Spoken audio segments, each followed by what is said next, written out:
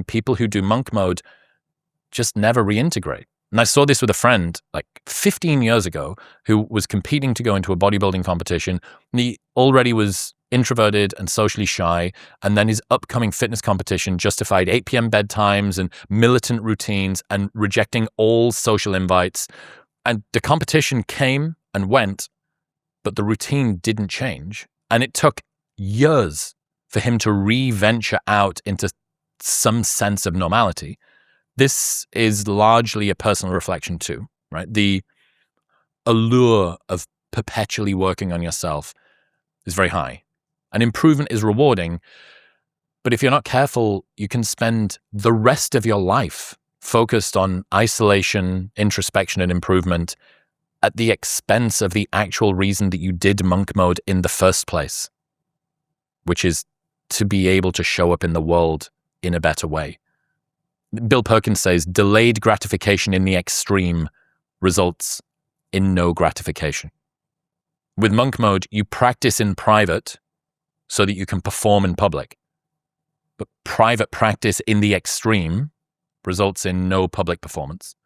So basically, don't obsess for too long in solitude for personal growth, or you'll struggle to reintegrate. And the solution is, I think, periodize. Set a deadline for your monk mode to end. 3 to 6 months is a really good sweet spot in my experience. You can do longer if you've never done it before. You can do shorter if you're sort of more developed on your journey. But yeah, man, I really fucking earned my stripes, right? Doing the isolation, the introspection, and the improvement. Taking meeting notes in 2026 is easy, even without a bot joining the call. I'm in meetings all day and trying to take notes during calls and remembering to follow.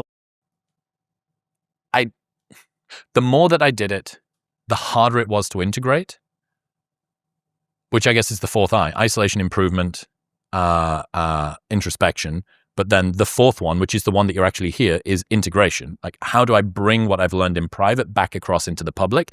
I am trying to make myself a better person so that I can function more effectively in the world, be more successful in my business, move along in my career, make better friends, find a partner that I love, just function in the world in a better way. But it does repackage isolation as nobility.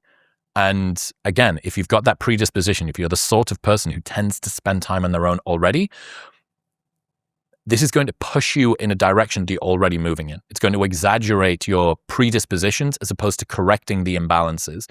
And yeah, look, I love monk mode. I think it's great.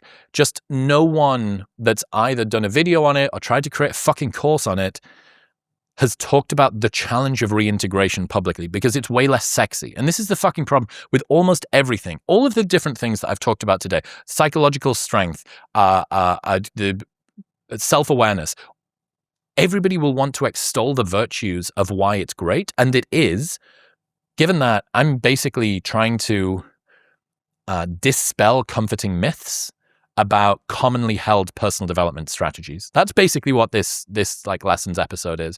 I'm sorry if I've fucking ripped the rug out from underneath you. This is also why when I talk about this stuff, especially on the internet, it doesn't ever happen at the live shows, I think, because they're able to see it in totality whilst they're focused and not at 4 times speed. Or maybe they're just too scared to fucking criticize me. I don't know. On the internet, people hate having their comforting illusions pulled out from underneath them.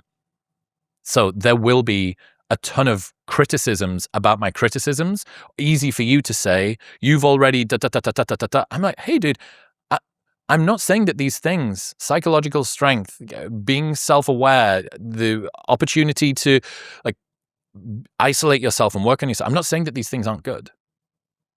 I'm warning you of some of the side effects that come along for the ride that no one wants to talk about.